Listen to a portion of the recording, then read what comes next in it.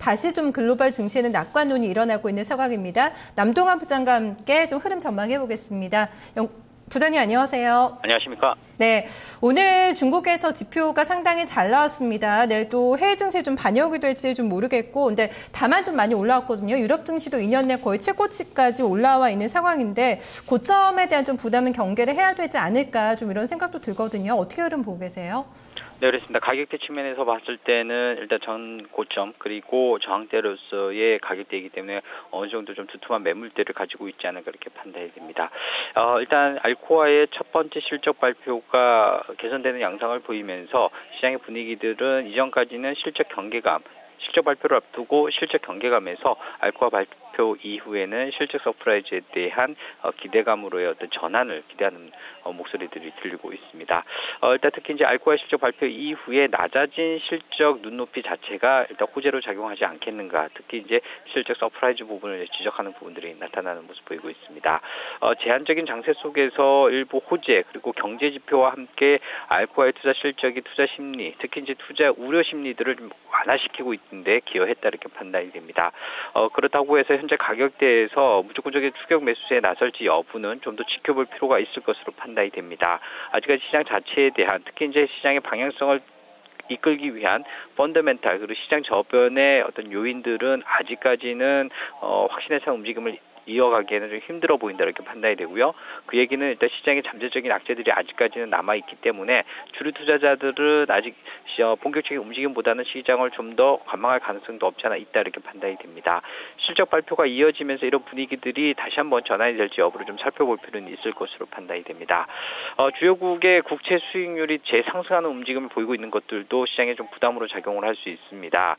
일단 최근 시장 움직임 보면 미 국채 수익률이 이제 상승하는 모습을 보이고 있고요. 그리고 스페인과 그리스의 10년 만기 국채 수익률도 큰 폭으로 재상승 움직임을 보이고 있다는 점이 부담입니다. 미국채 수익률 상승 부분은 경제 둔화 촉발에 따른 우려감으로 이끌 수 있기 때문에 연준의 최근 이슈가 됐던 4차 양적 완화 조기 중단 가능성 등은 좀 축소될 수 있는 어떤 그런 이중의 날을 가지고 있다, 이중 칼날의 면을 가지고 있다 이렇게 판단이 되지만요.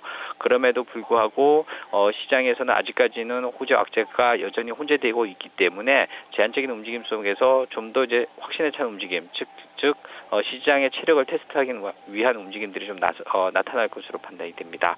기술적인 고점대의 부담감에서 일단 추격 매수세가 나타날지 여부, 특히 이제 전고점대를 다시 한번 시도하기 위한 두 번째 상승 시도가 나타나고 있는데요. 현재 가격대에서 일단 기술적인 움직임만 좀 살펴본다라면은 추가적인 상승 움직임이 좀 실패로 돌아갈 경우에는 기술적인 매도 시그널도 발생할 수 있다라는 부분은 좀 대비할 필요가 있어 보입니다. 내일 어떤 제로 봐야 될까요? 일단 내일 우리도 금통위가 열리는데 ECB에서도 통화정책회의가 좀 열리게 되죠. 일정 정리해 주실까요? 네, 유로존에서 영란은행의 금리 결정 그리고 유럽중앙은행 금리 결정 예정이 되어 있습니다. 먼저 ECB 유럽중앙은행은 0.75%의 기존금리를 동결할 것으로 예상이 되고 있고요.